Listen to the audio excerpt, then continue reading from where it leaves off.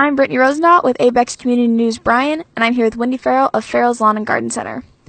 Can you tell us a little bit about why fall is a good time for planting? Fall is an excellent time for planting. The ground is warm and we're getting our fall rains, so it's easy to dig right now and get your things planted. The ground is warm, so the roots are gonna take off. Even though there isn't any foliage on top of your plants or your trees, the roots are still gonna grow until the ground freezes in the wintertime. And the ground usually doesn't freeze until January, so we have plenty of time from here until the 1st of December, even middle December, before the ground will start to get really hard and stuff. So get your plants in, and the fall rains and things will help keep them moist, and you won't have as much work to do now, and it'll be ready for you in the spring for you to enjoy and not have to do so much work. Can you tell us a little bit about your fall specials? We have some great fall specials going on right now. All of our perennials and shrubs are buy one, get one. So you buy one plant and you get one and a second one for free. And that's an excellent savings for you.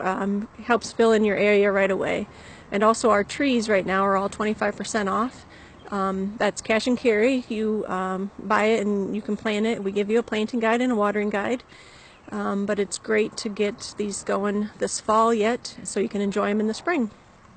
Can you explain how to get your plants ready for winter? There's a slight process to go through. You want to kind of trim some things back, but you want to give them a light trimming, but not a real hard trimming. And then some things need protected.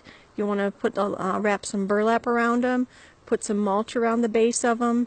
That'll help keep them warm. You want them to go through a little bit of a cold spell, and then put this on to keep them warm through the winter, and so that you'll have nice fresh plants in the spring. What do you have available here for getting ready for winter?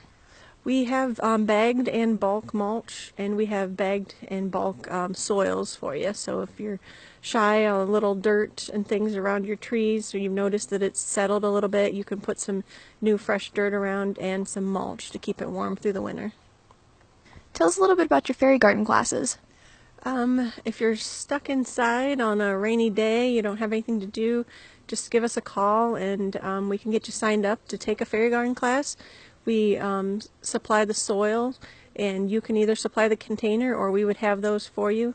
But just give us a call and make an appointment. We do groups or we do individuals, but we request that you give us a heads up that you're coming, and we'll get it scheduled for you. But there's tons of ideas there in the fairy garden area, and anyone that takes a class gets 15% off of your fairy garden items. What different kinds of succulents do you have available for your fairy gardens?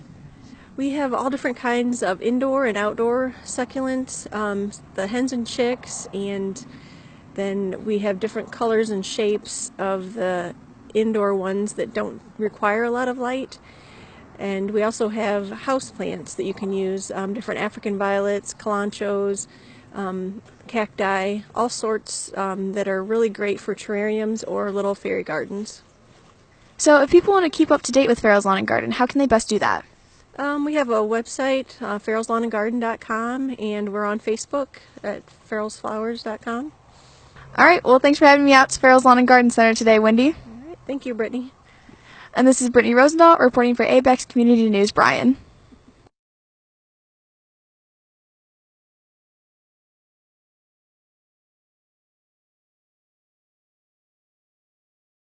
Well, thank you so much for coming on board as a student sponsor. What are your thoughts on this program? I think it's great. I think it's great for you guys to go right out in the trenches or out in the field and learn and put a microphone in my face and learn how to do things. So I think it's awesome that you're learning. What other community activities are you involved with? A member of the chamber. We do host for Relay for Life for some of the chapters. We're going to probably do something for Sarah's House maybe this fall. And I think there's little things that we do throughout the year that people just ask to tag on. Humane Society comes out and does a little thing for their fundraiser for the Humane Society. So a few little events. Well, thank you for all you do in the community. Well, thank you. Well, thank you so much for being a student sponsor.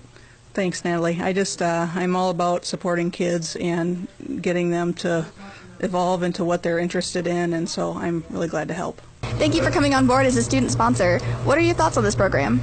I think the program is great. It exposes students to broadcast journalism and the technology that goes along with that, as well as exposing them to how to work in the field and how to conduct interviews. Well, thank you for your time today. Thank you very much.